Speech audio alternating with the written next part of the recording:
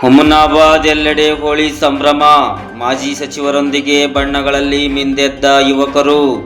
ಹೋಳಿ ಹಬ್ಬದ ಪ್ರಯುಕ್ತ ಹುಮನಾಬಾದ್ ನಗರದ ಮಾಜಿ ಸಚಿವರಾದ ರಾಜಶೇಖರ್ ಪಾಟೀಲ್ ಅವರ ಗೃಹ ಕಚೇರಿಯಲ್ಲಿ ಬುಧವಾರ ಮಾಜಿ ಸಚಿವರಾದ ರಾಜಶೇಖರ್ ಪಾಟೀಲ್ ಅವರೊಂದಿಗೆ ಯುವಕರು ಪರಸ್ಪರ ಬಣ್ಣ ಎರಚಿ ಬಣ್ಣಗಳಲ್ಲಿ ಮಿಂದೆದ್ದು ಸಂಭ್ರಮಿಸಿದರು.